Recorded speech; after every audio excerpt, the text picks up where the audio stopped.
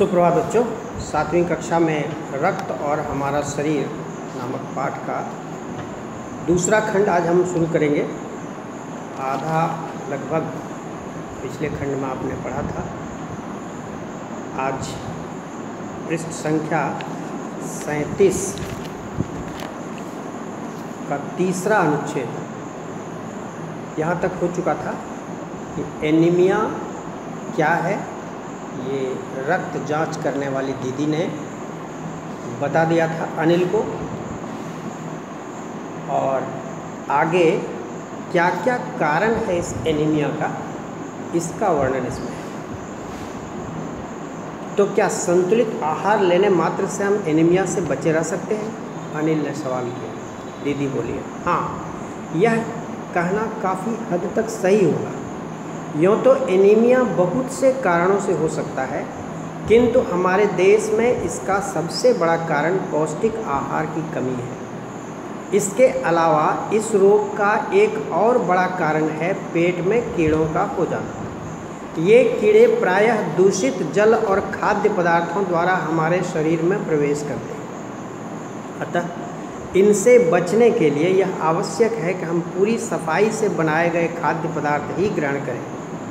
भोजन करने से पूर्व अच्छी तरह से हाथ धो लें और साफ पानी ही पिएं। और हाँ, अनिल, एक किस्म के कीड़े भी हैं जिनके अंडे जमीन की ऊपरी सतह में पाए जाते हैं। इन अंडों से उत्पन्न लार्वे त्वचा के रास्ते शरीर में प्रवेश कर आंतों में अपना घर बना लेते हैं। इनसे बचने का सहज उपाय है कि शौच के लिए हम शौचालय का ही प्रयोग करें और इधर उधर नंगे पैर न घूमें। दीदी, यह तो बहुत ही महत्वपूर्ण बात बताई आपने, अनिल बोला। वह पल भर सोच में डूबा रहा, फिर बोला, आपने बताया था कि रक्त में सफ़ेद कण और बिंबाणु प्लेटलेट कण भी होते हैं। शरीर में उनका क्या काम है? दीदी बोली, सफ़ेद कण वास्तव में हमारे शरीर के वीर सिपाही हैं। जब रोगाणु शरीर पर धावा बोलने की कोशिश करते हैं तो सफ़ेद कण उनसे डटकर मुकाबला करते हैं और जहाँ तक संभव हो पाता है रोगाणुओं को भीतर घर नहीं करने देते। बस संक्षेप में यूँ मान लो कि वे बहुत से रोगों से हमारी रक्षा करते हैं। और बिंबाणुओं का काम है चोट लगने पर रक्त जमाव क्रिया में मदद करें। रक्त के तरल भाग प्लाज्मा में एक विशेष किस्म की प्रोटीन होती है जो रक्तवाहिका की कटी फटी दीवार में मकड़ी के जाले के समान एक जाला बुन देती है। बिंबाणु इस जाले से चिपक जाते हैं और इस तरह दीवार में आई दरार भर जाती है, जिससे रक्त बाहर निकलना बंद हो जाता है। अनिल बोला, दीदी, लेकिन घाव गहरा हो तब तो खून बहता ही चला जाता है। हाँ, ऐसे समय में उस व्यक्ति को जल्दी से डॉक्टर के पास ले जाना चाहिए।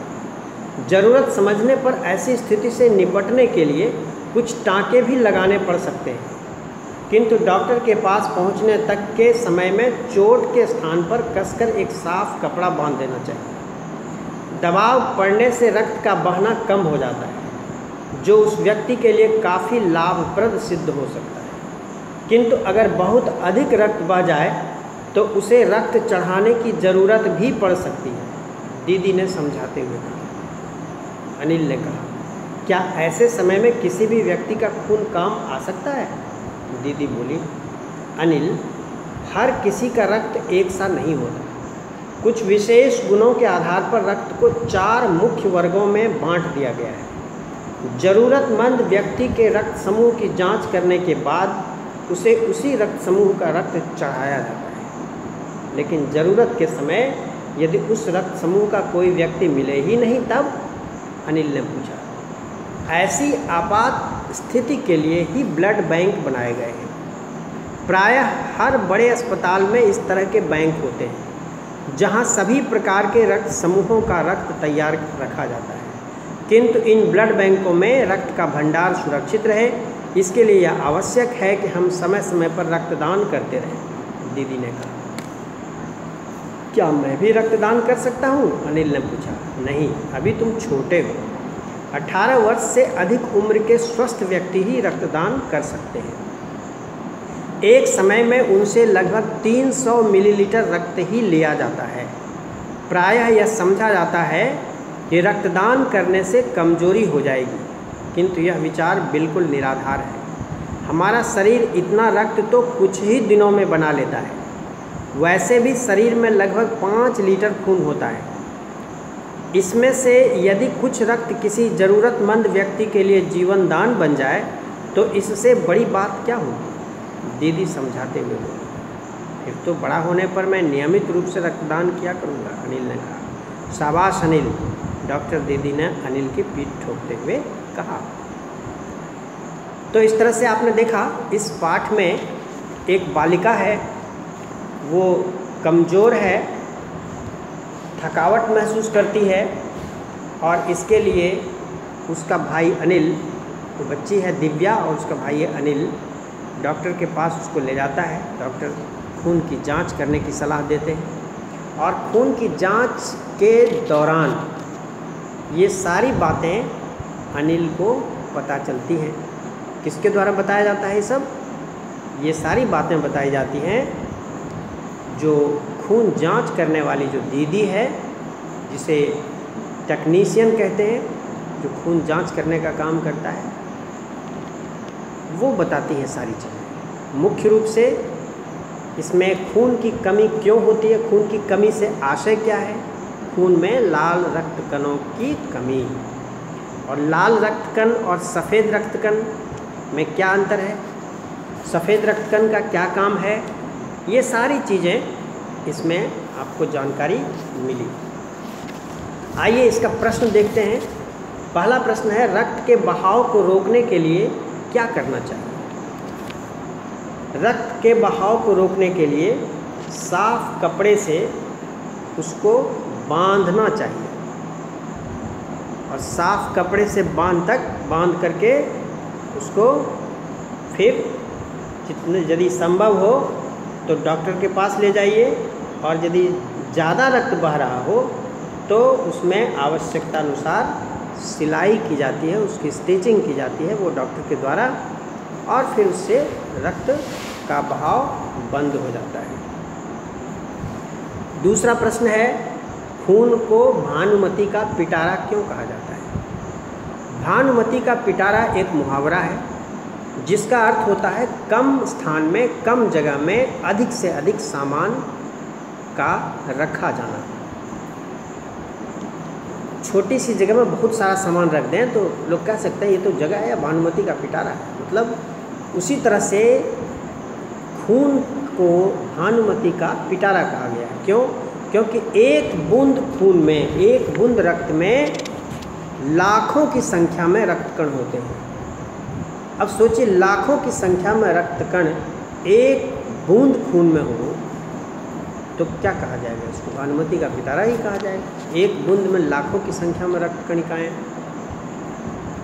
तो खून को भानुमति का पिटारा इसलिए कहा जाता है क्योंकि एक बूंद खून में ही लाखों की संख्या में रक्त कणिकाएँ होती हैं। एनीमिया से बचने के लिए हमें क्या क्या खाना चाहिए? एनीमिया से बचने के लिए हमें साफ़ सुथरा पौष्टिक आहार लेना चाहिए, फल लेना चाहिए, दूध लेना चाहिए, और जो नॉनवेज खाते हैं, जो मांसाहारी हैं, उन्हें मांस, मछली, अंडे आदि का सेवन भी करना चाहिए संतुलित मात्रा में। इससे हम एनीमिया से बच सकते हैं। और एनीमिया से बचने का एक और उपाय बताया है कि कभी भी खुले में शौच न जाएं और खाली पैर शौचालय का प्रयोग न करें। साफ़ सुथरा रहें, सफाई के साथ रहें, भोजन की स्वच्छता का ध्यान रखें, इससे हम एनीमिया से बच सकते हैं।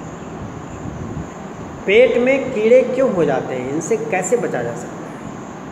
कभी कभी जो कीड़े होते हैं वो पैरों के माध्यम से हमारी आंत तक चले जाते हैं। इनसे हमें बचना चाहिए। इनसे बचने के लिए सदैव जूते चप्पल का प्रयोग करें और खुले में शौच जाने से बचें और पौष्टिक आहार ग्रहण करें।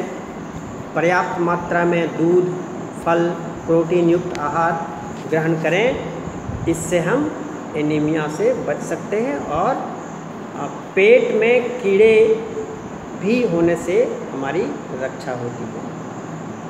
बहुत कभी कभी क्या होता है, गलत खाद्य खाने से भी पेट में कीड़े हो जाते हैं, वह भी एक कारण है। इनसे बच करके हम पेट में कीड़े होने से बच सकते हैं। रक्त के सफ़ेद कणों को वीर सिपाही क्यों कहा जाता है?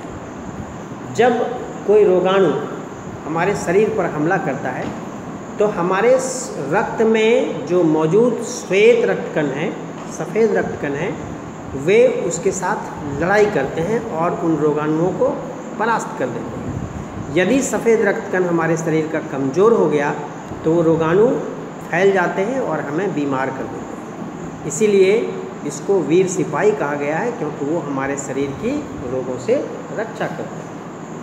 ब्लड बैंक में रक्तदान से क्या लाभ है? ब्लड बैंक में जब हम नियमित रूप से रक्तदान करते हैं तो इससे ज़रूरतमंद लोगों को उसकी ज़रूरत के अनुसार खून उपलब्ध हो जाता है। सांस लेने पर शुद्ध वायु से जो ऑक्सीजन प्राप्त होती है उसे शरीर के हर हिस्से में कौन पहुंचाता है? ये लाल कण का ही काम है, वो सब सारे पूरे शरीर में पहुंचाता है। ठीक है, ये आपका प्रश्न उत्तर है। इसको अपने शब्दों में आप इसका उत्तर लिखेंगे और हमसे चेक कराएंगे।